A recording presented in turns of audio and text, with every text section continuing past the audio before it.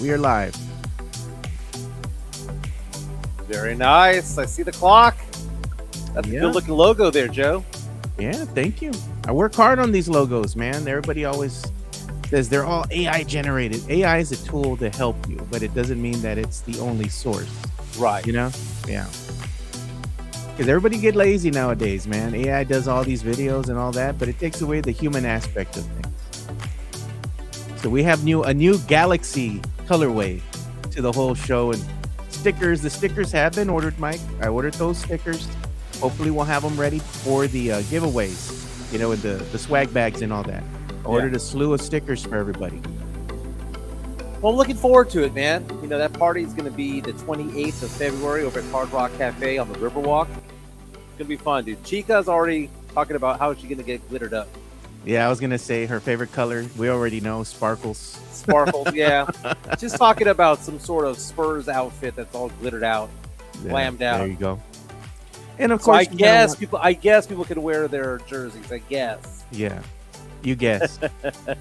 The big question is, what are we gonna do afterwards? You know? Beacon Rewinds down the street. Yeah. It's walking distance. Go club to some 90s music. Show all those 20-year-olds how it's done, son. Go to the Esquire. Nah, man, you'll get lost in the Esquire, man. You'll have two old fashions and be passed out on the Riverwalk. Be floating face down on the Riverwalk, in the caca water.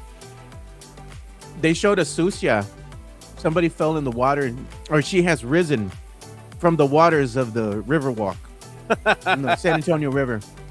So does the Susia, if she sees her shadow, does that mean bad weather for Fiesta or what? That's a good point. Get the show going. Dreams don't fade from the Riverwalk nights to the Alamo shade. We rise together through the highs and the lows. Area 210. Oh, it's the life that we chose. We're rising together on a Thursday. It's game day for the San Antonio Spurs. Finally back after the All-Star weekend. It's been over a week since the Spurs have taken the court. I'm excited to get them back out there. Joe, I was fiending for the Spurs, man. I was having withdrawals of no Spurs games. But tonight they're in action in Austin. It's considered a home game. Spurs against the Phoenix Suns tonight. Spurs here by 7.5 points over the Suns. Again, the Spurs trying to keep pace with the Oklahoma City Thunder. My name is Mike Jimenez. That's Joe Garcia. This is the Area 210 podcast powered by P.F. Chang's La Cantera. At Hard Rock Cafe San Antonio, our chat line is open. I see Yusuf is in the house.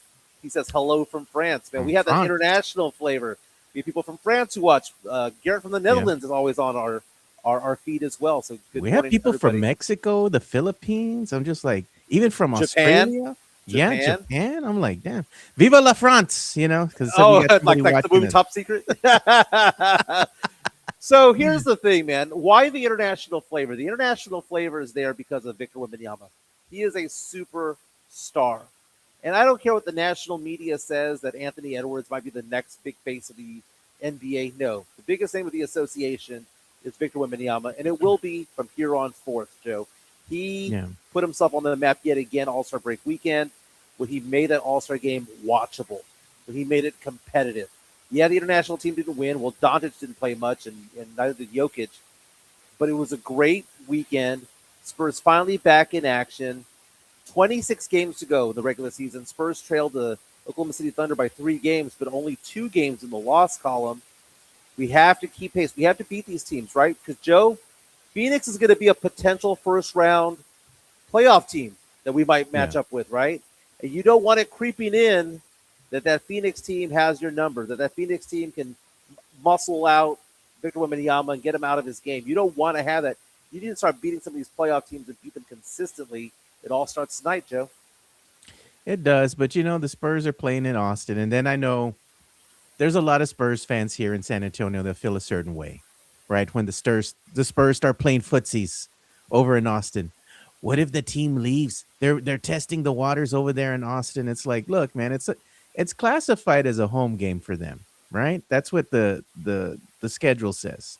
Yeah. I mean, at the end of the day, Austin is kind of like a stone's throw away from San Antonio. And people that live in Austin are fans. of the San Antonio Spurs. There's a big fan base there. The Spurs have gotten the okay by the city council and whatnot to host games there. I think it's good for business, because you get out there to Austin, you go in their backyard, you get to showcase what that city has as well. And I know people are like, well, their Spurs are selling out, blah, blah, blah, and all that. And it's like, it's just good for business, Mike. It's good marketing, right? Because you go out there and you have a week of it. Same thing happens if they play an international game, for example, if they're going to go to another country and play. Mostly they go to either Austin or they go where to Mexico, right? Our neighbors over in Mexico and they play over there. And I'm sure they have a weekend or a week full of, different types of events for the fans. I think it's good to do that because you're just broadening your fan base. You're interacting with those fans. And that at the end of the day means what, money? What, Mike? You make more money, right? You make That's more right. money. It's nothing personal. It's business. Now, I Yeah, it's understand why business. Spurs fans get upset. Now, prior to the city council agreeing and approving, and also the voters approving the new arena, which is going to be built, I don't know, the next handful of years or so, probably by Yeah. 2031, 2032, when the lease runs out at the Frost Bank Center. Prior to that, I was like, okay, that's a threat. Austin's a threat to San Antonio, but it's not a threat anymore. The Spurs now have the city's approval, have the voters' approval to build an arena. It may not be Project Marvel, but at least we know an arena is going to be built downtown, and that's going to keep the Spurs there for another 30 years, right? So this is a good thing for the city of San Antonio. So now I look at Austin, and do you know what this reminds me of, Joe? This reminds me of whenever you go to like your cell phone plan provider and they treat the newbies better than Yeah. they do the ones that have been around for years. It's kind of the same thing because the Spurs do special things in Austin. You know why? Because they're married to us, but they're dating Austin, is what it is, Joe. They're married to us. They're comfortable with us. When you're dating, sometimes you go, you dress to the nines. You want to, you're on your best Oh, behavior. You're wearing the cologne, the mouthwash, you're combing your hair, getting your hair done. You're shaved right. you All that decide to stuff, put right? on the bourbon scented That's the one I use. Did I leave that there? Did I No, leave that this is there? mine. This is the one that my niece chose for me when we went to That's the the one I use every stores. day, Joe. Yeah, it smells good. She got it for me. I remember Rudy J told me one time he saw my bag when we had a overnight trip, Yeah. and he goes, "Dude, your lotion game's good." Because I had all these lotions from Bath and Body Works. No, that bourbon stuff is good, man. That's a good It's thing. good. I took my little niece, right? She's gonna be 13. I can't believe that, dude. But she likes to go to Bath and Body Works. As do all my nieces, right? They want me to take them there every so often. So I take them in there and smell this, smell this, smell that. And then one my little niece that's close to me is like, "Hey, uncle, they have a men's section." She goes, "Let's go look at it." So I look at it and then she goes, "Choose a lotion. Let's get you a lotion." I'm like, "I guess." And then I go, "Which one? I don't know what I'm getting." And she's like, "Let me smell them." And she goes, "This is the one." She's like, "This is the one." I'm like, "Okay." So I got that one. But you know what's funny? We're talking about the Spurs and we're talking about them playing footsies with Austin. Look at Rafa. Tell me how you really feel, Rafa. Austin tacos give you chorro. They're not any good, man. And Bro, they're anybody who gonna tries be to stick up for them, torchies. $15 tacos that are all nasty. The tortillas no good. No. Torchy's only does two things good, Joe. And I've been to Torchy's maybe in my lifetime 7 or 8 times. The chips and guacamole are pretty good. I mean, for a fast food restaurant, the chips and guacamole pretty on point. Yeah. The margaritas are pretty good too. That's about it. I'm not gonna eat any tacos there. I'm not gonna have any plates there because it's just trash. But the chips, the nachos are fine. Those are perfectly fine. Someone wants to throw a chancla at you, Joe. Sure, what? Talking about says Sam Salinas saying, "Oh, I'm sorry, Joe. I'm a big Cowboys fan. I don't see any regular season games being played in San Antonio because of a big fan base. Chancla for yourself." No chancla for Joe. I'm going to tell you why. It's because there's no loyalty to anybody in Austin. The Cowboys don't have to do anything for the city of San Antonio because you guys are suckers anyway, right? You're going to support them whether they're good, they're bad, whether Jerry Jones lies or tells the truth. You're gonna support that team regardless, right? It's in the blood, Yeah. it's in the DNA of a lot of San Antonio residents. They already got you. Austin's different because they're not Maverick fans, they're not Rocket fans, they're not Spurs fans. They're Longhorn fans. That's the sport. That is the professional sport of what they do and what they follow there in the state's capital. San Antonio going to Austin and saying, hey, you have no loyalty to any team. Why don't you be loyal to us? So that our Yeah. fan base goes from basically Round Rock, Georgetown, all the way down to Brownsville, all the way to Laredo, all the way to Corpus, so that we become more of Texas's team than just the city of San Antonio. It's the right thing to do. It's bad PR for a lot of Spurs fans. I get that. But at the end of the day, it's about money. At the end of the day, we're still going to cheer for them 39 games. Even when we're supposed to have 41, we'll still cheer for them 39. Now, when the new arena gets built, Joe, when the new arena gets built, you got to yank that cord, Joe. All 41 have to be played in San Antonio. You know what's going to happen when they built that new Spurs arena? It's going to price out some of these fans.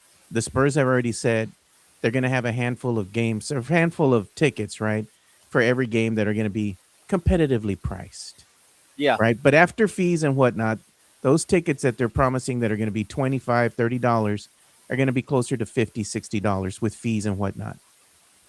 But that's just the price that you're going to pay to have a better venue, right? And not only that, but can you imagine you're going to have things to do before the game and after the game? It's an event, Mike. An You can get a experience. nice hotel downtown, right, with Chica, right? And you make a weekend of it. Hey, you're going to take her to the game. She's going to, okay, I'm going to go to the game for you, Miguelito. But then afterwards, she's going to say, where are we going to go eat? You know, she's going to want you to wine her and dine her. You're going to go up and down the Riverwalk. You're going to have things to do, places to go and eat, you know, and get some nice drinks and whatnot. Have a nice stay at, on the Riverwalk downtown somewhere. It's a weekend. Now it's a weekend event. exactly. Gives you something to do before and after the game. It's an Yeah. experience. And that's the thing. Texas Latina's in the house. She says, I think they're just trying to lure a basketball fan base. Austin centrally located, she says, between 3 NBA teams. Why not go get them? Black Bucket in the house saying no one points out that Austin was never an option. That it's not. There's no NBA arena there, not enough seats, and that's where I disagree. I disagree because it would have been a long play. The Spurs are contractually obligated to the Frost Bank Center, I believe, until the year 2032. Had the city of San Antonio voters not approved this new arena and they've been kicked down the road to 2028, 2029, I think at that point they become a viable option because Austin would then be given a 5-7 year heads up to build something. Yeah. And that would have been Circuit of Americas. They have the money to do it. They have the space to do it at Circuit of Americas. That would have been the logical place to put it. But the city of San Antonio approved the voting. Barely, Yeah. right? And it was because of Gina. And we give Gina Ortiz-Jones crap, the mayor crap, because of her personality and whatnot. But I kind of think that she galvanized Spurs fans to vote in favor of the arena. No different than I galvanized Spurs fans to hate me and support the Jackals, Joe. The Jackals. No, mames con los Jackals. Lightning rod. No, but look at Sam Salinas says, yeah, Mike, he goes, but that wasn't the point. Joe said the Spurs are playing games in Austin because there's a fan base there. I'm just saying there is a fan base there. What are you talking about, It's a Sam? growing fan base. It's a teenager of a fan base in the sense that It's the younger generation, the hipster, crew and all that are out there. They're becoming fans of the San Antonio Spurs, and the Spurs, now that they have Michael Dell as part of that ownership group, when they go out there and host events, guess what they have? They have these trailers, right, full of gaming computers that Michael Dell furnishes, and they have these gaming tournaments, things like that appeal to the younger generation.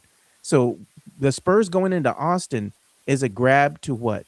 Go and appeal to the younger generation of Spurs fan, because now those fans are coming out of college, right, Mike? And they have what?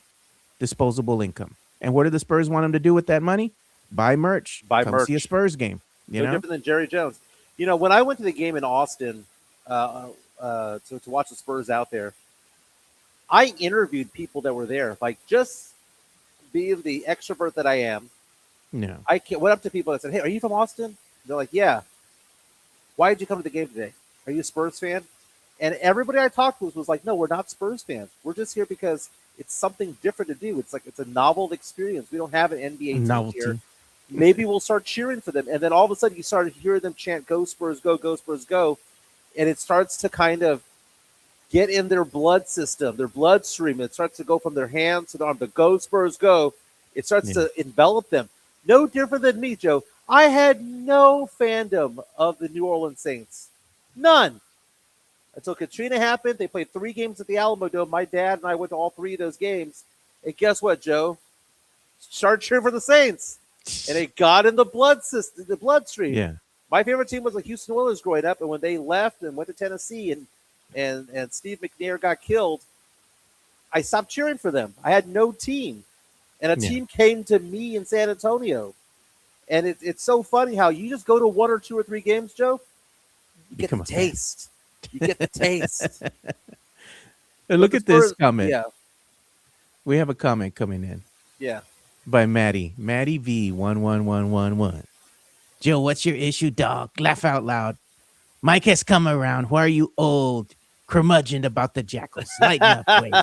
Let them have their fun. Get that stick out your ass. Laugh out loud. You know what? He That's a sounds great like he's comment. a jackal. He That's a sounds like great he's comment. a jackal. Are you Nacho or who are you? Big Red or what are you? Show my belly, apparently, like You you can say. go out Joe. there and show your belly real quick. Michael went out of his way. The Jackals are way up there. You know what, Chica? Hold my beer. Let me go and show my belly real quick. I stand on business, Mike. I go out there and I say, ole, ole, ole, stupid, stupid. You know what? That's so funny, though, when I say that, when I'm out there, that the people next to me start laughing, and the girl next to me was even chanting it too. Just like, stupid, stupid. Okay, so it's kind of like the Jeremy Sohan effect, right? Because I signed the apology form because of what he did in Houston. Because like that was my guy in Houston. You know, when you are at on an opposing team's stadium, you stand up for your players whether or not you like them or not, right? Yeah. And so I love the Jackals when they're in Houston. I don't know if they ever go to Dallas, but I love them when they were in Houston because they were annoying the living crap out of everybody around them, right? Yeah. Getting under the people's skin. I like that.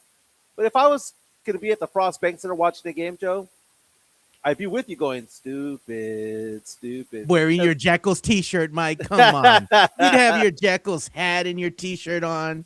That's funny. Be out there grabbing ass with freaking Nacho and Big Red and all those Ray Alien and all these other guys that are out there, man. I'm like, come on, Mike. Come on. Hey, Joe, the Spurs are back in action. And we're going to get into some Jeremy Sohan talking a little bit. I thought we were done with him.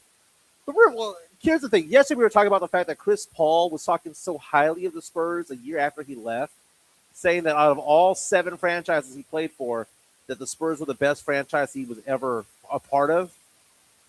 Sohan going out of his way to be like, well, I didn't have the opportunities, and I guess I didn't get along with the coach, and Well, didn't what see did eye he to eye say, with the though? coach.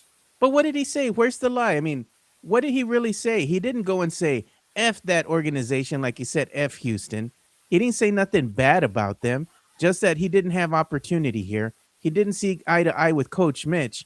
Where's the lie? We all The could qu- see that. The quote is no real opportunity in my opinion. It is what it is. It's a deep team. Maybe I didn't see eye to eye with coach. I'm just blessed to be somewhere to grow. And I think the area that concerned, I don't say concerned people, but it just made people kind of go, was the fact that he said no opportunity there. He was a starter for 3 years. What are you talking about? No opportunity. He just failed and did not grow as a player, and he got lapped by everybody else, Joe. It's like a race. He started off slow and never recovered. He got lapped by people, and Yeah. Carter Bryant became better than him. Then the Spurs got Luke Cornett, so he wasn't needed down low. And then the Spurs got Dylan Harper and got Stephon Castle. And all of a sudden, they're more talented than him. And the Spurs got Wemby, and Wemby's going to be the generational player, and all that stuff. And all Sohan did was fade into the background like that Homer Simpson gif. Just fade into the background because guess what? He wasn't talented enough to be on this team. But he can't say that he wasn't given the opportunity because they did give him the keys to the car. He just crashed the car both literally and figuratively when it came to being in San Antonio. The problem with Jeremy is that everybody else in the leagues found out what he is, right? Mhm. He's undersized for his position. He can't shoot, can't make free throws. The only thing he can do is play defense. At that point, what are you? A liability. If he never evolves his game where he can actually become like serviceable, for as far as not being able to knock down shots or whatnot.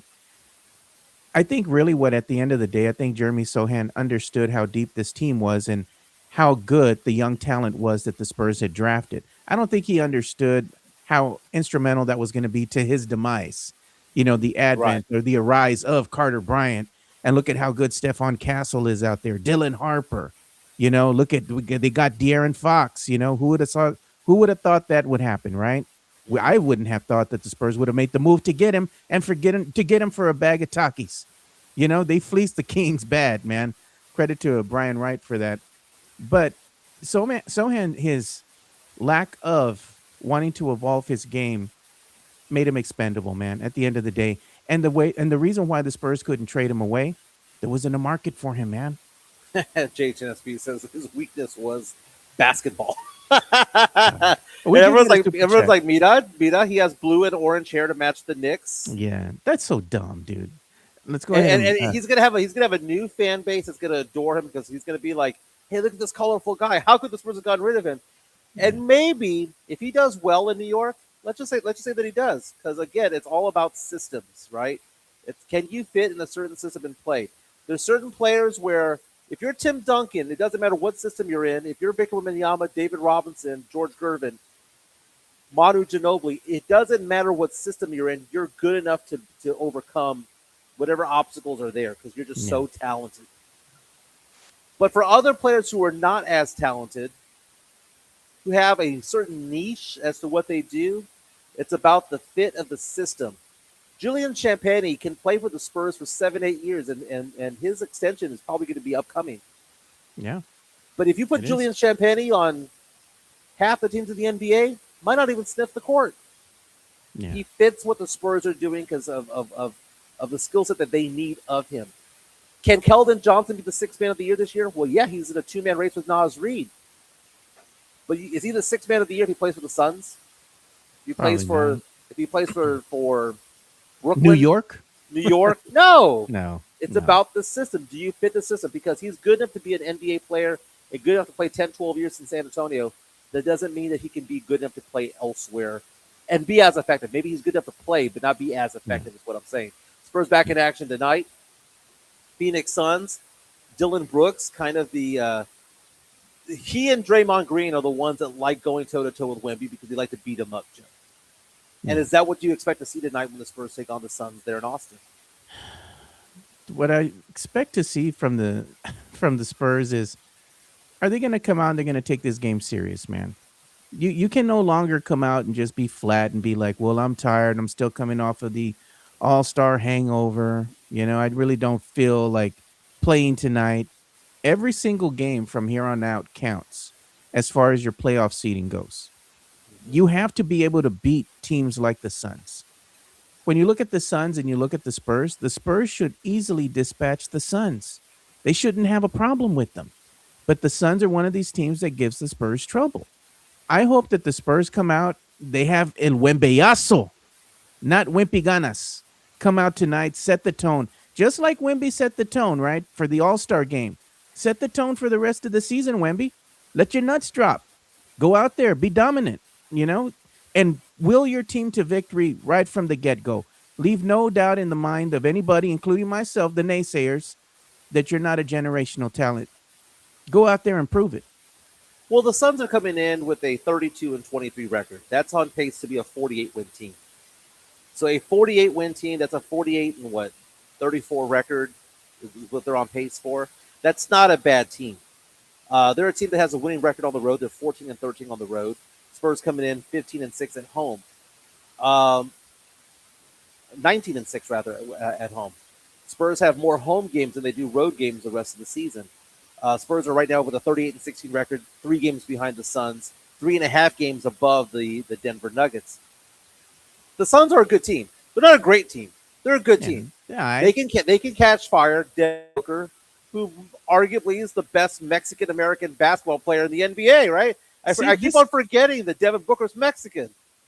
Tony Ornelas is what's wrong with the Spurs fan base.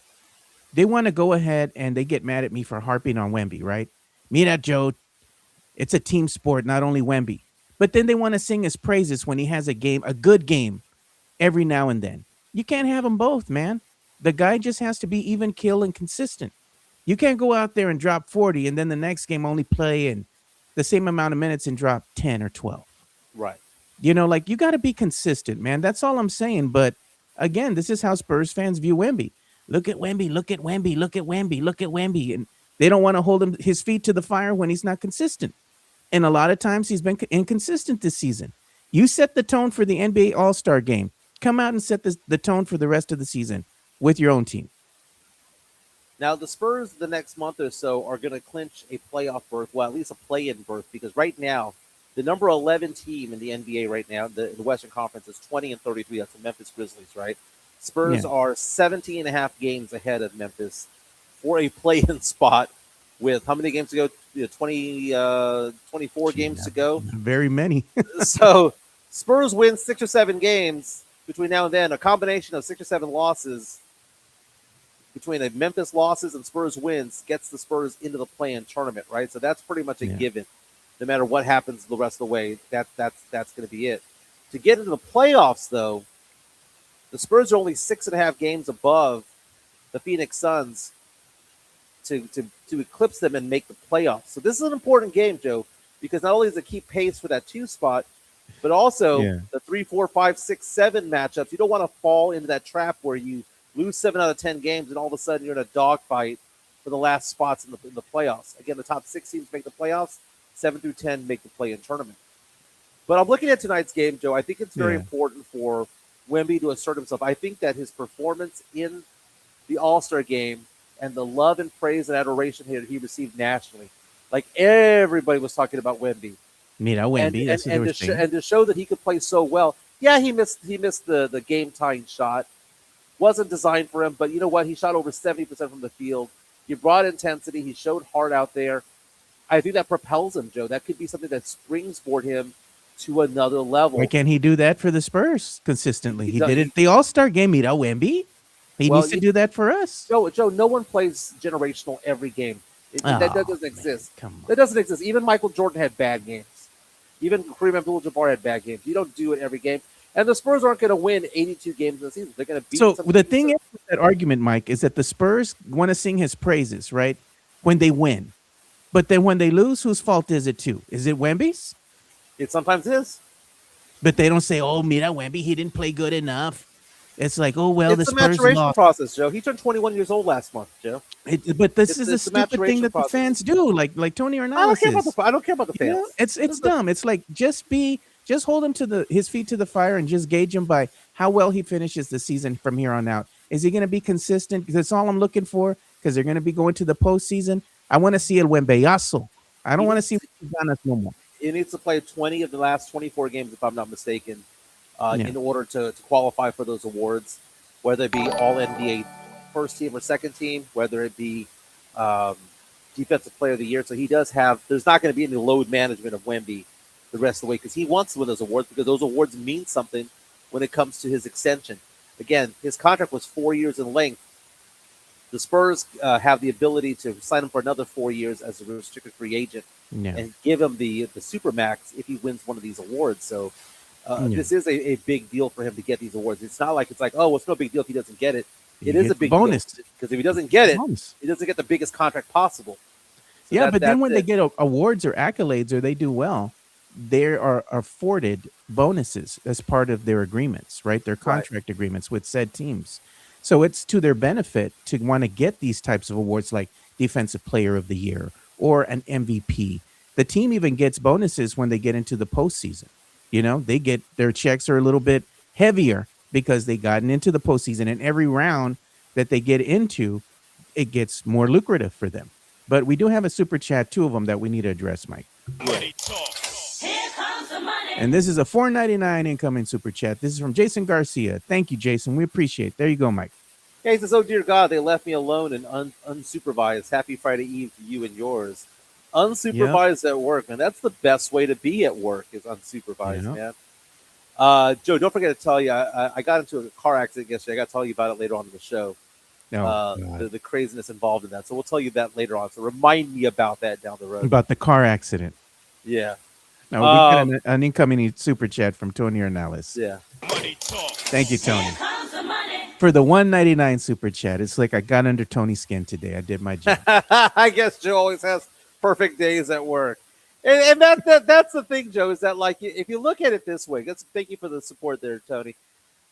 There are Spurs fans out there who use the word consistency, right? Yeah. I just want the Spurs to be consistent. Bullcrap. That's not what you mean. You mean perfect, because that doesn't mean the same. That doesn't mean the same thing. Can Wemby be the most dominant player in the NBA? From time to time, he can be. He has had a 50-point game. He's had triple doubles. He'll probably have a quadruple double at some point in his career. That doesn't mean that he can't do it. That he's going to do it every game. The whole idea of he's just not consistent. He's not consistent. You're not going to have 30 and 15 Wemby every game. It just doesn't happen that way. Especially in the Spurs system, it doesn't happen that way. So there are a lot of Spurs fans who think that the Spurs, just because they're capable of winning every game, doesn't mean they're going to win every game, Joe. It just doesn't work that way. The Spurs are going to lose to losing teams from time to time. That doesn't mean that they suck. It doesn't mean that Wemby's inconsistent. It just means that he's not perfect. And guess what? There's not one player in the NBA who is perfect, man. This is what it is. Sam Salinas comes out in our chat saying, simple number one, the Spurs are always perfect. Even when they're not, they're perfect. If you say otherwise, then you're not a real fan. I like that, Joe. Or you don't know ball. You don't know ball. Those are the Sims. The Sims say that kind of stuff, bro. Like the Sims, they tell on themselves. It's very evident, Like I can look at the chat just right now, and the Sims tell on themselves. They're inconsistent with the team when they do bad. They're like, oh well, this player scored so much. No, they do bad as a team, and they're like, oh, we're gonna praise Wemby when they win. It wasn't just Wemby that helped them win; it was the rest of the team as well. It's like you got to choose. What do you want to do, man? Come on. I got back from dinner last night, and my phone was blowing up during dinner, so I kind of turned it off.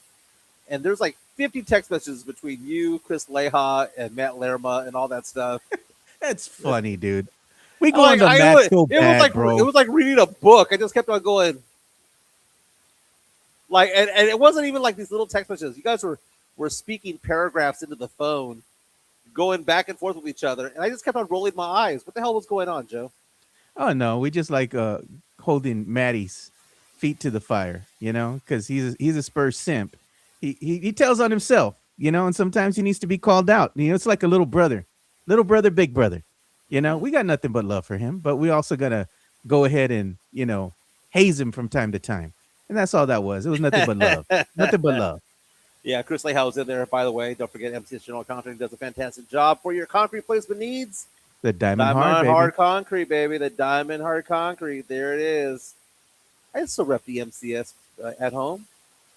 Very, very nice. Joe, we were talking about, before the show started, who is the biggest threat to the Oklahoma City Thunder? Yeah, who is the biggest threat to the Oklahoma City Thunder? We have some audio regarding that news. Okay, so go ahead and talk about the audio that we're going to kind of bounce off of. So there was audio that was being played here. You're muffled, Joe.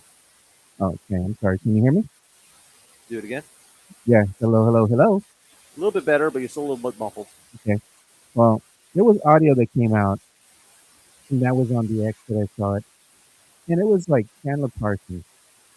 He was talking about, teams that are the biggest threat to San Antonio, but not San Antonio, but to Oklahoma City, right? And some of those teams, the teams that he named, were the Nuggets and the Spurs, as far as them being the biggest threats to OKC. And I thought it was pretty good because, at the end of the day, he's not wrong. The Spurs, the San Antonio Spurs, as they are currently constructed, Mike, have been put together to do one thing, and that's to take out OKC. We've seen that in the regular season already, and OKC knows it. They matched up very well against the San Antonio Spurs, and there's just something about the San Antonio Spurs squads when you match them up against OKC. They just come alive, dude. They look great in the open court. They're knocking down shots. They're playing hard nose defense. They have a lot of energy to them. And in the games where they haven't had a full squad, the Spurs have not had a full squad, OKC dominated and won. And rightfully so. They should have done that. But nonetheless, the biggest threat to OKC in this postseason, Chandler Parsons says it's San Antonio and Denver. Let's see what he has to say. Yeah, I mean, Denver's obviously that's an obvious pick for me. They just took them to Game 7, last year. It's the only time, pretty much all season long, that SGA might not be the best player on the floor when he's going up against Denver and Nikola Jokic. So I think that presents a challenge. San Antonio, I mean, it's hard not to look at Thank them, you. right? They've had their number all season long, pretty much, besides maybe 1 or 2 games. And they are right there, and they are in that same category as this young kind of rising star team that's not going anywhere. You know, you look at the Houston Rockets, the Lakers; those teams are competitive and talented, but the Western Conference is so stacked. Like, let's say they draw a Clippers or a Phoenix first 1 versus 8. That's not going to be any slouch. So I think they're going to be battle tested the rest of the season, and they're going to have to go through some monsters to even get to the Western Conference Finals, which they are more than capable of doing. They're obviously the favorite to do so, but it's Denver and San Antonio to me, because Wemby presents a challenge that no one else does, and so does Jokic when you look at San Antonio and you look at Denver. Yeah. Okay, so And I'm we're going to tell you, Joe, who the biggest threat to Oklahoma City Thunder is. No. To Oklahoma City Thunder. They're the biggest threat to themselves, man. They've lost 6 out of 11 games. They were a team that was 24-1 to start the year, and everyone was like, "Man, they might beat that 73-9 all-time best record, right?" But ever since then, they're barely north of 500 since like Christmas. Yeah, It- they it- got it- off to a hot start. It's not a small sample size of them being just a mediocre team. It is a sample size that has gone since mid-December. It's been 2 months. They have not been a great team for 2 months, Joe. And we talk about like numbers never lie, right? Numbers never lie, right? People lie, We women say lie. women lie, people lie, women lie. The numbers don't lie. The numbers don't lie. And you look at their record of 42-14. If they were 24-1 at one point, that means they're 18-13 the last 31 games, which is a good record. But you know what that it's not, Joe? It's not a great record. And if they continue, Joe, if they go 5-5, Joe, the next 10 games, and the Spurs go 7-3, guess what? We're tied in the loss column. We're tied at that point. So when I say that the Spurs have a chance of catching Oklahoma City Thunder, it's not because I necessarily think that the Spurs are going to go off and have a 750 or 800 winning percentage the rest of the way. It's because we've been looking at this OKC team just meander their way through December, January, and February. And if they're keeping up with that pace and they're not improving, then they're not a legit. They'll be a legit champion team because they're the defending champions, but they're not the juggernaut that we thought that they were. And I don't know what it is going on in Oklahoma City. I know they've had injuries, but all teams have had injuries, right? Hartenstein's been off and on and whatever. Jalen Williams has missed games, but there's some complacency going on over there. You know what it is, Joe? Arrogance, smugness. You can hear from Chet Holmgren how arrogant and smug he is when they bring up the Spurs, and it's just they You don't know like what? hearing it. They don't like hearing. We're living rent free in their head, Joe, and it's I not want a just the shirt. Spurs. I think Denver is good enough to beat them. I think Houston could go toe to toe with them as well. I want a T-shirt of Chet Holmgren, and and it'd be funny for us to make this right and say basically, you don't know Chet. CHET. Every time I hear Chet, I still think of Weird Science, man. Remember Chet the brother? Oh, God, dude. They turned him into what his name sounded like. And look at that. We got somebody watching us from Juarez, Chihuahua, Mexico. Very nice. That's Bienvenidos. crowd. Very cool. He fixed the They mic. say It fix sounds mic. good. I don't know what's going on with the mic, dude. No, it sounds good. It sounds good. I Sounds don't know. good to me anyway. I mean, I can hear myself fine. I see that I'm using the studio mic that we have here. I mean, I think we're just having problems with YouTube, quite YouTube. honestly. Yeah, YouTube's Yeah. a little bit weird right now. Joe, I gotta tell you about the car accident last night, man. All right, what And happened? The stupidest thing. So last night, yesterday afternoon, I took the afternoon off and I went to go help my mother-in-law out. So Yeah, you're Chica's going to cut mom- grass? Chica's mom lives in Willis, Texas, and it's a rural community. It's a neighborhood, but it's a rural community. And I mowed the yard. It's a big yard, Joe, big yard, and I mowed it with a push mower. Right, got the edger out, got the weed eater out. My brother-in-law gives me a weed eater to use. The thing's like a freaking jackhammer, man. It was. So it took me a while to kind of. It came with a harness. It was industrial Oh, no, grade. man. So it took me a while to figure it out. It was funny, dude. They were all laughing at me, man. The thing was just taking off.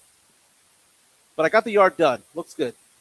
At the end, I sent pictures to Chica, and I'm like, Chica, this is what the yard looks like. She thanks me because it looks so much better. Thank you for that, right? So now I'm driving away from the house, not on my phone. I'm not fiddling with the radio. I'm just driving away from my mother-in-law's house, and I get 5 houses down the road, and I collide with a truck that's coming the other way, right? So my truck, which is about a year and a half old,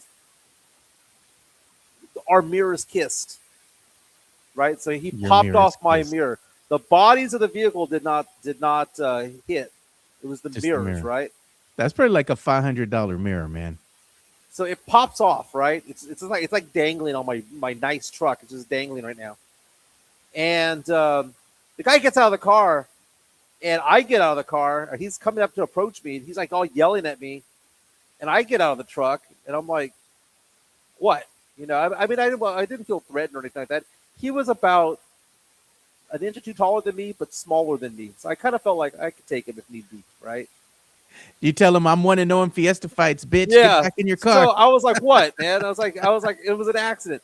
The road is so narrow, Joe, that so the first thing I did was when I slammed on the brakes, I went to go see where I was in the road. Like, was I in the middle of the road? No, dude, I was 1 inch from the grass of the front yard that was to my right. It was just a super narrow road. So he starts going off. Now, mind you, typically I'm dressed kind of nice, you know, long sleeve shirt, sweaters, work stuff, whatever. But how was I dressed in rural East Texas yesterday? Sweaty all the way down to the belly button. Oh, I've been God. doing yard work. I have grass all over me, you know. I smell like gasoline and oil because I wasn't using my Ryobi. I was using these gas-powered, you know, lawnmowers and stuff. We were hauling tree limbs, all that stuff. So I looked awful. I smelled like trash, right? Long story short, he's like, "I'm going to call the cops on you. You were driving." ahead. He goes, You were driving recklessly." I'm like, "Dude, I was like 5 houses down the street, man." Anyway, I'm like, "You know what? I'll call the cops for you." The cops come on by, and you know, I greeted the cops, and at this point, Chica's already arrived, and her brother was there because he was helping me with the yard. And he comes by, and I'm trying to explain the whole situation, right? And the cop was very nice. There's two cops that came by. They were all really nice. They're like, "Man, this road's super narrow. I can see how mirrors can collide. At least the bodies didn't collide." He goes, "You have a big truck. He has a big truck." I said, "Dude, crap happened, dude." And I showed him the photo. I showed him the photo of where I was. I was like, "Dude, I slammed on the brakes right here. Like, I'm literally on the like an inch away from the yard of this house." And anyway, the cops would go talk to the guy. The guy's yelling, "Do something with him! Do something with him!" And I went up to him. I said, "What damage do you have in the vehicle?" Right? He had no damage. What was he complaining about? Like, his mirror was perfectly intact. Mine was destroyed. His was perfectly intact. And I said, "Oh, I know what's going on. You think I'm illegal. They're Effing about to call ice on you, Mike. effing redneck." And I at this point I was pissed off, and I'm telling Chica, I'm like, "This motherfucker thinks I'm illegal. He thinks he because I'm sweaty. You know, I have dirty shoes You're because I was cutting in grass, bro. because I was in mud. I was in mud because of the yard work I was doing. I smelled of gasoline and oil. I had a t-shirt and shorts on and Oh, black man. running shoes. He thought I was illegal. I was like, "Is that what this is, man?" They're about to ask you for papeles, Mike. ¿Dónde están los papeles? And you know how I talk. I was like, "How you doing, officer? Thank you for coming on." You know, I'm speaking perfect English. "Can I see your driver's license?" "I have my driver's license right here." Did Do you I have show them your insurance? 1099s? You know what? I should have. Probably 8 times more than him. No, Mike. Why call the cops if there was no damage to your vehicle? Like, 0 damage to the vehicle. He annihilated my truck. Now, mind you, my brother-in-law who's with me, guess what he does for a living? He's a mechanic and auto body repair as well. He's like, "Oh, I can fix that in a heartbeat." You know, and I've Just not put fixed duct it. tape I'll on get it. a new one. No, get a new one. I put a duct tape. Look at that badass truck. I'm not gonna do that. You So know it's why so the mirror funny. busted? You know why the mirror busted so bad? Because it's a Dodge, bro. Sorry, man. What's that? I said the mirror broke that bad because it's a Dodge. Top of the line, one of a kind. Like, get out. Oh my No, god, it was dude. so funny, man. I was like, why are we here? And the other thing is that he was in a work vehicle, right? So you can tell that it was a work vehicle, and maybe he's not the business owner. Maybe there's a GPS issue. I don't know. Whatever the case may be, I don't know. He says he needed a police report, but no insurance was exchanged. I was like, I got Progressive. What do you got? I'm an American citizen. I got Progressive. I have a driver's license. What do y'all want? And then at this point, I started asking the officers. I was like, hey man, thanks for coming out here. You want to make more money? Let me show you how you can do that. So I'm a financial guy. I'm giving them my card and stuff. I made it an opportunity for me to spread the gospel of what I do for a living. I'm a financial guy. Give me a call. My number is 210-508-0369.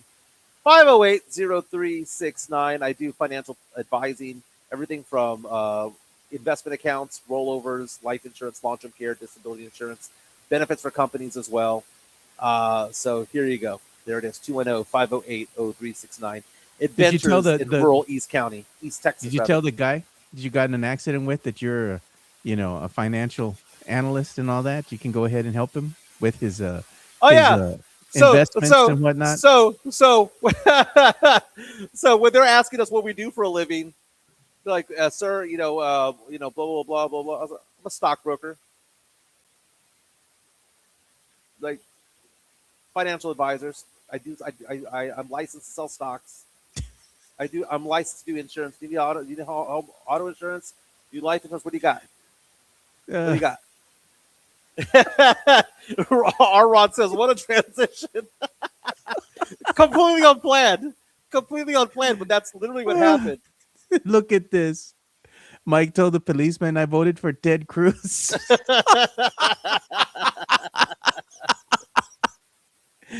Oh no, Mike.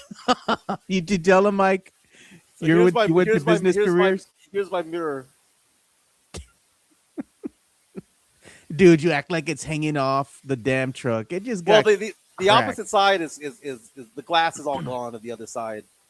So he's gonna pop the sucker off and whatnot. He goes, you're driving erratically. This is where I was when I slammed on the brakes. Next to the mailbox. If I had moved over, I would have taken out that mailbox. Yeah. You can buff that out, simply says. My cousin, man, over here at the tire shop, he can buff that out. Way $10, six pack Sam of also beer. saying ultra segue. Nice, Joe. Ultra segue. You know what? That requires me to go ahead and drop the ultra combo. Ultra combo. If you know what that's from, it's from Killer Instinct, the game from back in, way back Yeah. in the late 90s, early 2000s came out. Yeah, so if people are asking what kind of truck, it's a Dodge Rebel, a 2025 Dodge Rebel. And I just got an oil change at a car wash yesterday. Damn it. Yeah. Joe, Beast is a nice Joe, truck. I'm going to try to do segments of the show when I'm in North Carolina next week. I'll be in North Carolina Monday, Tuesday, and Wednesday. Mm-hmm. I'm going to try to do segments over there because I think my lunch break is during the show over there. So I'm going to go out there and see what I can do. So I'll go with the schedule with you on that. But next week, on Saturday of next week, the 28th, we're having our party, Joe. Show the flyer, Yep. please. We sure are. We're having our party. We want everybody to come out and join us. Whether you like our takes, dislike them, you're a fan of the show, you're watching, you're in the chat. Come on out, man. Have some drinks with us. Help us celebrate because at the end of the day, even though we might not see eye to eye on our sports takes, we still respect you as people, man, as part of our community that we've helped build, and we want you to come out and enjoy having some drinks that we're paying for. And, it'd be nice to shake hands, take pictures, talk with you all for a bit. It's a lot of fun, man. And we're going to have a live event there as well, Mike. Me and you will be doing like kind of a Q&A, talking with some of the people there for a little bit, 30 minutes or so. And we're going to go live on YouTube as well. We'll put it up there. Our live 500th episode, a thank you episode, should I say, to the fans. And special guests will be out there as well. We're hoping to have Frank Harris, UTSA legend, out there. We have other guests that have been invited as well. And they'll RSVP as time goes on. I'm Yeah. looking at the weather for next weekend in San Antonio, projected to be 85 degrees and sunny. So For those who want to wear their Spurs jersey without the undershirt, now is your chance. And just wear some deodorant, I guess is what I'm trying to say. Wear deodorant. You don't want to smell like Mike cutting grass. Dude, I mean, I love doing yard work, Joe. And people always go, "Well, then come do my yard." F that. No, I want to do my yard. I don't love yard work so much that I want to do other people's crap. You know what I did? I did my mother-in-law's yard yesterday. You know why? Because I love Chica and I love her family, and that was my way of showing her family that I appreciate what they do for me and all that stuff. So I went and I did the yard and that push mower and all that stuff. I normally use Ryobi products, right? They go. Yeah. Instead of we're over here adding gasoline and oil to an old school Craftsman type of lawnmower, which had two settings, right? You were either going 1 mile an hour or 15 miles an hour. So there I am running through the yard with that push mower. Why don't you get an electric lawnmower? I have one. I have a Makita, dude. That Makita is great. I love my Ryobi, but it sucks on St. Augustine, man. It should really be designed for Bermuda or that Bermuda mix. But once you get to the thick blade of St. Augustine, the electric mowers either burn out or they run out of battery too fast, or you have to go over it a couple of times. It kind of defeats the purpose. Now my Makita, man, that Makita is heavy. It's all metal, dude. It has metal and a little bit of plastic on it, but the deck itself is all metal, just like a regular, push mower. It has some weight to it. It has 2 batteries and it has like a turbo mode. So if you go over a patch of grass or there's thick grass, it amps up the motor. So it cuts through all that. And it has different settings, where you can go ahead and how fast you want the blade to go or whatever. And then also it has like a quiet setting so it doesn't make any noise. So I like it. It came with that. You got the lawnmower and it came with like 4 batteries and a charger and everything. So it cost me quite a bit, but I love it, man. It's been a great transition from gas to electric. Dude, okay, so we had to put gas in the tank, right? We had to put oil in there because it was out of oil, and then we had to put gas in the carburetor to kind of like start it up. We had to prime it by getting the filter and just putting gasoline on it and just priming it. What a pain in the ass, dude! Like, what a pain in the ass that is. Just push the button and let the sucker go, man. That's what I'm all about, man. That's what I'm all about. And people say, hey, when you get land, you can't do that. No kidding. This is being a lot of more. We're talking like Jason Minix and Joe Reinigal at this point, man. Talking about barbecue pits and crap. It's like King of the Hill. It's a King of the Hill episode. I'll tell you what. You get the beer. Go on, get. I was telling that guy, go on and get. Joe, but our party is going to be Saturday the 28th over at the Hard Rock Cafe downtown Riverwalk, to show our friends love of Hard Rock Cafe, so you can get the vibe as to what it's like and know how you want to present yourself. The Hard Rock Cafe, San Antonio, is Riverwalk dining at its best. With great scenic views, along with its amazing collection of rock memorabilia, there is something for everyone. Enjoy happy hour weekdays from 3 p.m. to 6 p.m. with $8 and $10 appetizers, $5 domestic drafts, and $6 craft import drafts at the bar only. Try some of the Hard Rock Cafe's legendary steak burgers, or my personal favorite, such as the grilled salmon or baby back ribs. Make sure to visit the 3rd level and enjoy the DJ as you take in the city skyline. The Hard Rock Cafe is a proud sponsor of the Area 210 podcast. Dude, and I love all that music memorabilia, man. I'm a sucker for it. I'm the kind of guy that goes from piece to piece to piece and reads every plaque and gets all excited about it. And then you realize all these rock stars are tiny individuals, right? If you go to Hard Rock in Vegas, you see the Prince outfits, you go, man, that guy was tiny. You go to Seattle to the Museum of Pop Culture over there, Mopop, and you see the fact that Biggie Smalls was a massive, massive guy. It's so cool to see all that stuff. Hard Rock Cafe San Antonio on the Riverwalk. Chica and I are getting a hotel out there along the Riverwalk so we can stumble wherever we need to go and get to bed when it comes to it all. Joe, you know what I was going to tell you, Mike? Are you going to go ahead and look at the memorabilia that they have inside the Hard Rock Cafe San Antonio? Because they have Emilio Navaita's, I think it's one of his instruments and an outfit he wore. And they also have, I believe it's Selena's outfit that she wore out there as well. Like, oh, wow. One of the performances. And you can see that right when you're coming in, and you go into the restaurant. It's right there on display. And they have more memorabilia up on the 2nd floor. So there's a lot of great stuff. They had like a Stevie Ray Vaughan signed guitar that he had. So there was a Wow. lot of little Easter eggs that you see when you're walking around. Stevie Ray Vaughan is one of my wife's favorite musicians of all time. Like whenever we decide that we want to get drunk at home alone, and just chill out, go and take a nice bottle of Macallan 15 and put it outside and just chill out with a fire pit, we listen to Stevie Ray Vaughan. That's what she likes to do. That gets her relaxed and all that stuff. Stevie Ray Yeah. Vaughan's amazing. May he rest in peace.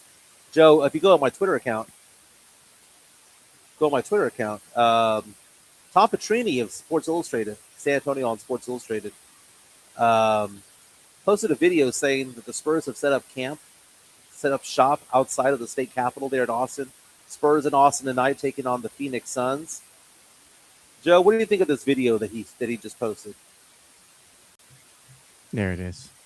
Casa de Spurs, a pop-up over Here there it in Austin. is. Yeah, Here it I mean, is. It's a Just pop-up for walk on in.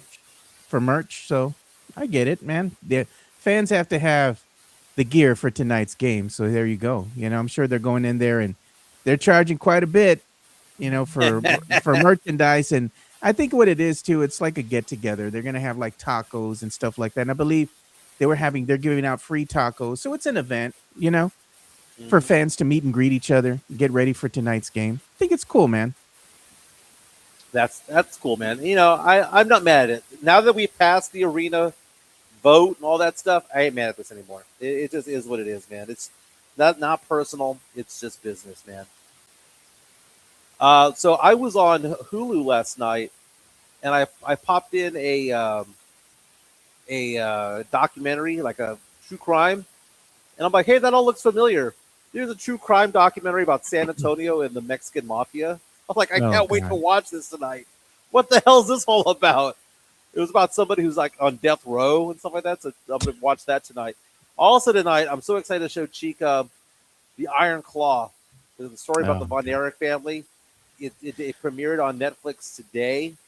Cannot wait to show Chica that. There's the difference between us, man. You like watching these documentaries and all these other types of movies.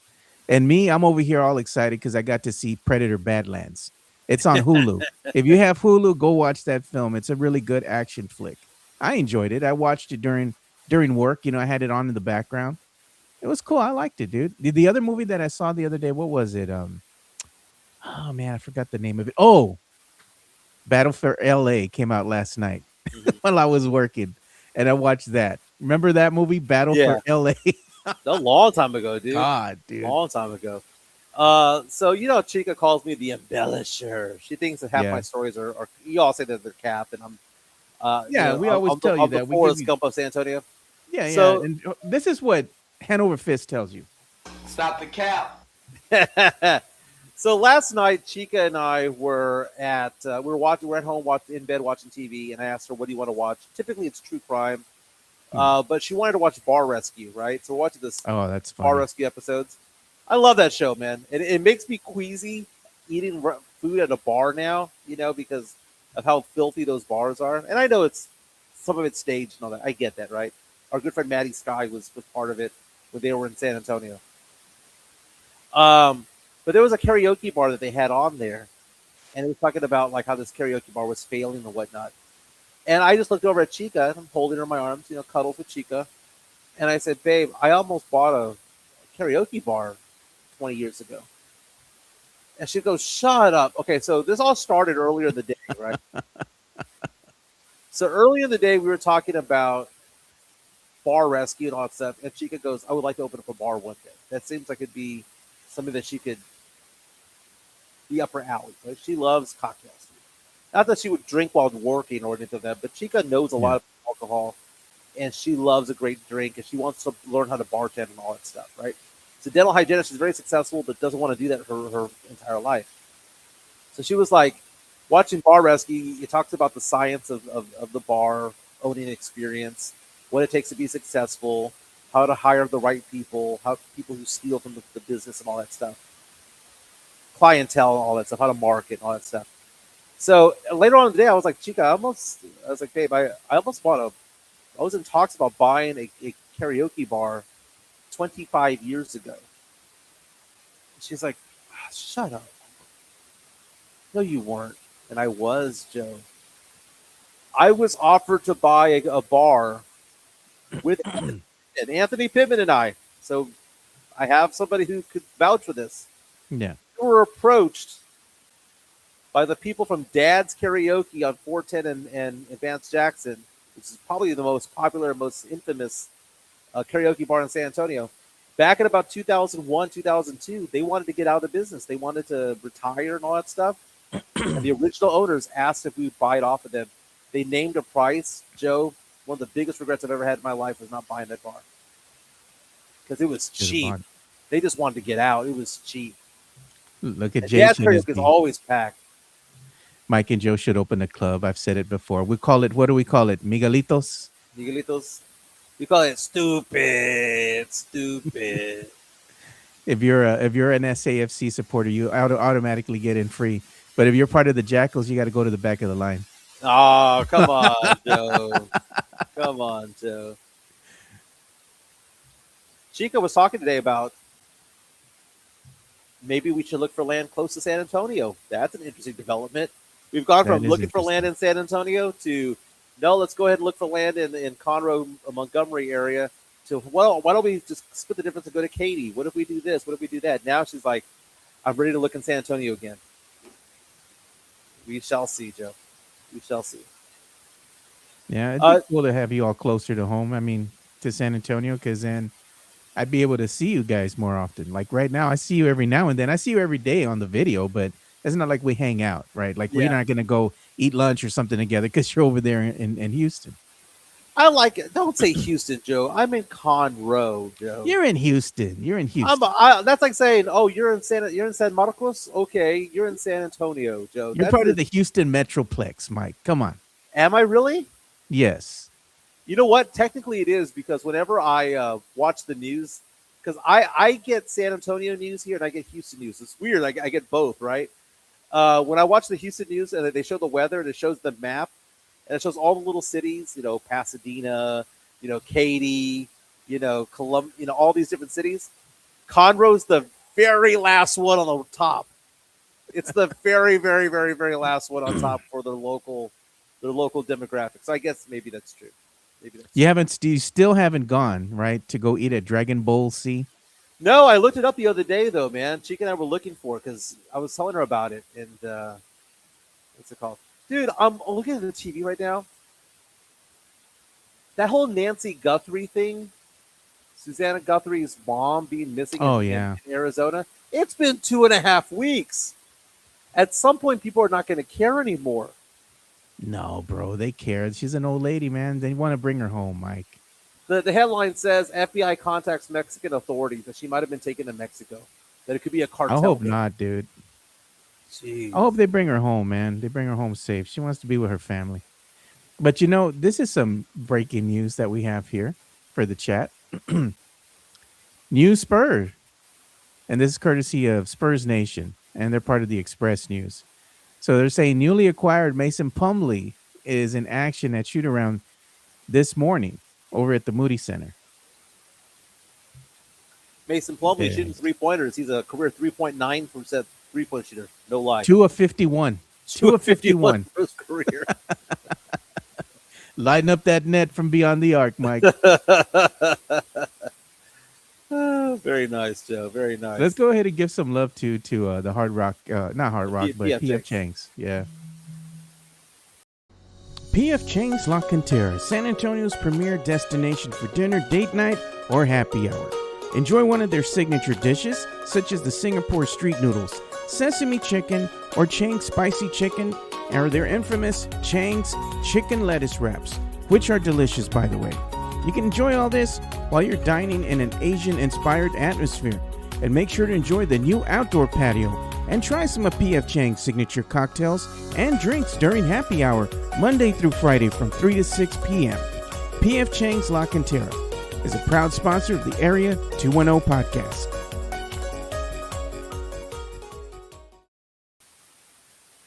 So P.F. Chang's La Cantera has their Wednesday special when it comes to half-off bottles of champagne, half-off bottles of wine. So Wednesday. They have their 899 cocktail collection still going on right there. Chica has approved of 5 of the 8. Not to say this because she hasn't tried the other 3. That's the thing. She hasn't tried the Long Island yet, but that one's the one in the middle there. That one's pretty good. But man, good stuff, dude. Again, you can go there, have a good meal. You can sit outside. Now the weather's getting nicer, kind Yeah. of spring. Go in the patio area out there. You can hang out. You can get pickup there from DoorDash, from Uber Eats. They sell a lot of food in that manner as well. You can do the pickup. You can carry it out yourself as well. The parking lot's right there in the front. So it's a fantastic place, man. Thank you to Sean Quintero for sponsoring this show.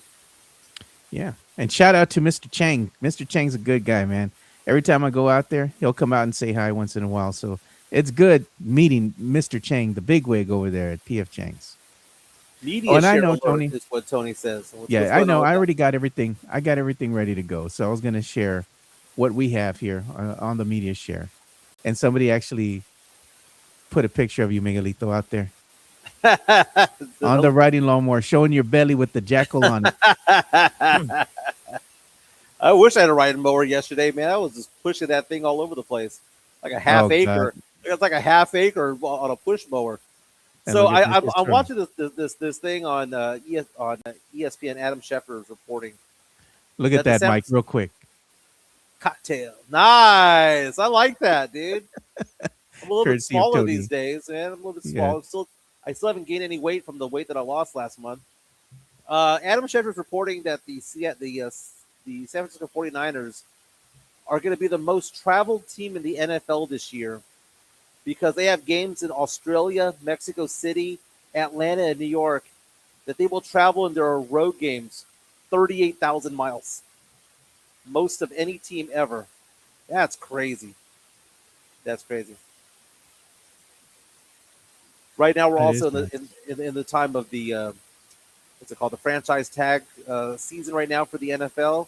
Cowboys have yet to tag George Pickens. George, you know what, Joe? Just get rid of him. They're not going to be able to afford him, Mike. Just get rid of him. Just get rid of him. Use that money on a defensive star, and go ahead and try to move up and get Jeremiah Love. That's the play right there. Hey, I saw Jeremiah Love. Joe, I saw an article the other day talking about Travis Kelce. The assumption is that Kelce is going to retire this year, right? This offseason, because he had his least protected year. He was still pretty good this year, but not, great this year. But the idea of Travis Kelce not playing for the Chiefs and maybe playing for the Giants instead, to play with Jackson Dart and Malik Neighbors and all of those guys out there, because he'd want to be in New York. Taylor Swift, his future wife, wants to be in New York. Yeah. What are your thoughts, Joe, on Travis Kelce ending his career possibly with the New York Giants? I mean, I don't see any harm in it. I mean, more than likely, if he does decide to go, if he goes on another team and ends his career there, he's going to sign a one-day contract, with the Chiefs and retire as a Chief. It'll happen. But I mean, you got to sometimes make compromises, right? When you're married, Mike. If his wife wants to be over there, you got to move over there sometimes to make her happy. You know that, Mike. So I don't see no harm in it. Our good friend Jeff Garcia from Locked On Spurs at Ken's 5 was posting yesterday the list of free agents that the Spurs could go after next year. Really? And it was like the top 20 list of free agents. And I thought about it, and I was like, you know what? These names don't excite me. The only one that does is Austin Reeves. And it's like the Spurs really need to level up when it comes to the draft more than anything else. I don't see them going after LeBron James. I don't see them going after Austin Reeves, although Austin Reeves would be a really good player for the Spurs. I don't see any of that. Personal opinion, I think the Spurs have to just wheel and deal trade-wise, Joe. The Spurs have to draft capital to go do things. The Spurs were able to trade for De'Aaron Fox. That's the way that I would go if I was the Spurs. Because the free agents, what happens to the free agents, Joe?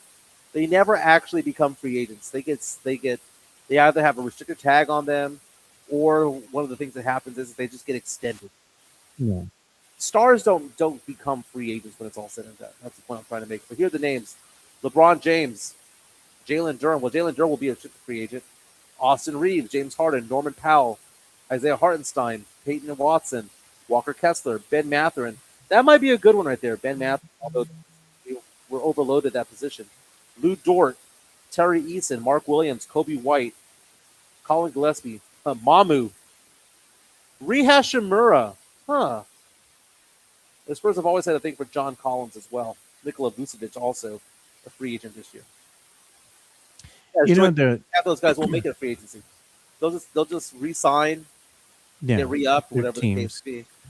we had Mario Cavazos wanting us to show Gina Ortiz Jones, so I'll show it. I got this directly from her ex handle. So this was her over the All-Star weekend. So she's over there taking pictures going to Wembeyazo, you know? Well, I will say this: at least she's dressed nice. She's the most That poorly Burlington? dressed politician. I mean, she leveled up. You know, she went to TJ Maxx this time. Not Burlington clearance rack no more. She leveled up. TJ Maxx. Nothing wrong with TJ Maxx, by the way. Nothing wrong with TJ Maxx at all. But I'm just saying, Oh my! she's not dressing to the nines. Is what I'm saying. You know, she's the mayor of the seventh largest city in the United States by How- population, and she dresses like. How are like you going to she's take a picture out with of goodwill. Wemby though? After you were pushing back, after you were pushing back on now we don't need a new Spurs arena. We lying to the people in San Antonio, telling them that they could use that money elsewhere, which you absolutely cannot use that money elsewhere. And then she goes out there smiling. Let me take a picture with you, Wemby. I would have told Wemby, "Nah, if I was Wemby, I'd be like, nah, I'm good. Nah, we good." Joy-Con says, Wemby's face says, "What the F is this?" That's Exactly, a great comment. dude. Exactly. Don Harris just posted that the Spurs are in Austin. Mason Plumlee's with the team, as we saw that video earlier, but he Yeah. will not play for the Spurs the next 2 games. So he's on a 10-day contract. First 2 games at Austin, ain't going to play. Then the rodeo road trip kicks off, Joe. Are you going to the rodeo this year? I don't know. My nieces were telling me they want to go. They want to go maybe on the weekend or so. So I'll see. Maybe on Saturday, I'll take them. But I'll tell you what, man. My go-to meal when I go to the rodeo is one of those onion blossoms. I'll stand in line to get that onion blossom, and then I'll share it, with everybody there. That thing goes a long way, bro. You be eating off of that thing the whole time you're there at the rodeo, and you get you a drink, you're good. My little nieces, on the other hand, they're going to want every damn thing they see out there. Any, item that they're going to want to eat. I want this, I want that. And they always tell me, because the little one, dude, she's bad. She's my weakness. She told me the last time I took her to the store, she looks me dead in the eye, Mike, and she tells me, putting stuff in the basket, we don't look at price tags. I'm like, girl, who the hell do you think you are? She said it with her chest out, straight face, and everything. That's funny. Hey, can you go to the media share real fast? Yeah. I want to say a big congratulations. This is something special in my family. Sure. Let me go ahead and bring that on screen. There we go. One of my nephews, or not nephews, one of my cousins, his son just graduated from the Naval Academy. That's Nice. Ethan Ruiz graduated. That's his sister, Leanne. My cousin, well, they're my closest cousin's kids is what they are. But congratulations to him for graduating this morning. This photo was just taken a few minutes ago at his graduation.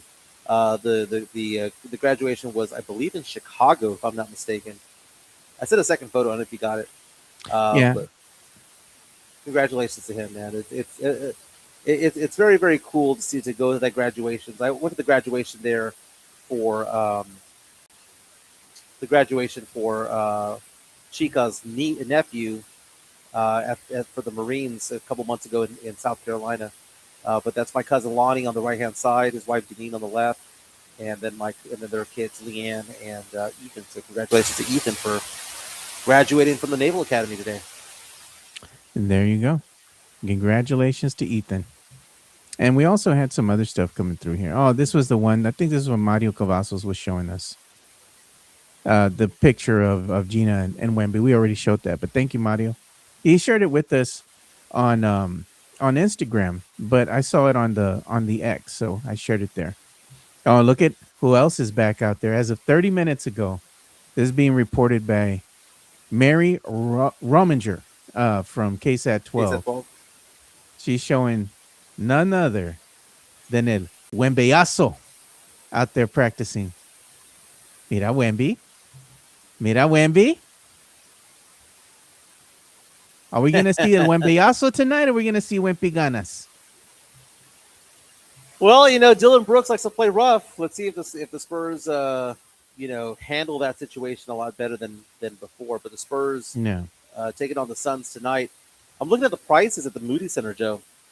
You want to get 2 tickets on SeatGeek? Well, the tickets are standing room only, Joe, $67. Yeah, I mean that's kind of high just for standing. If I'm going to sit, I'm going to sit in the lower bowl. If you want to have a seat in the nosebleeds, $91, including the fees. The prices have gone down some, but if you want to get down low, that's not bad. About $151. Yeah, Being like that's row doable. 20 down low, $160. The prices have come down significantly, man. That's where I would be sitting. I'd sit in the lower bowl. If I'm going to go to a game, I mean, I'm not going to sit in the nosebleeds, bro. No. Those days are gone, Mike. So people are saying that Dylan Brooks is suspended. Is that Yeah. If that's the case, this should be an easy victory for the Spurs, man. What did Dylan Brooks do this time? Quién sabe. It was probably due to technical Being a fouls pen- or something. Being Yeah. a pendejo. Yeah. Spurs are by 7.5 points. I'm looking at the spread. the Dylan Brooks out by suspension. Cole Anthony's also out. The Spurs are going to have Waters and Jones Garcia out today, along with Plumlee. So basically nobody. Let's look at the latest standings, Mike, as far as what the Spurs are doing. Are they gaining ground on OKC? And these are the latest standings. And look at number 1 games still off- is two- OKC at 42-14. The Spurs at number 2 at 38-16. Do you think with the 28 games left in the season that the Spurs can make some headway there and actually topple OKC and get that number 1 seed, or you think they're going to stand pat at number 2? The more likely chances they're going to stand pat at number 2. I think so too. But it's not out of the realm of possibility. Because just 3 weeks ago, the Spurs are behind Oklahoma City by 2 games in the loss column. Just 2 weeks ago was 6 games. Yeah. So we're catching up. Because it's not that we're catching up to them. They're falling down to us, is basically what it is. It might be 56 games, 57 games, wins it when it's all said and done. Get to the 1 seed. Yeah. But the Mario suspension, by the way, for Cavazos- Dylan Brooks was the 16th technical that he received. Yeah, I It told was you. him It was being a hothead. being a dumbass. Mario Cavazos had put something in here too. He says the Spurs just need 2 more wins. And if they get those 2 more wins, they're guaranteed a spot in the play-in, even if they lose the rest Lose of their out. games. Yeah.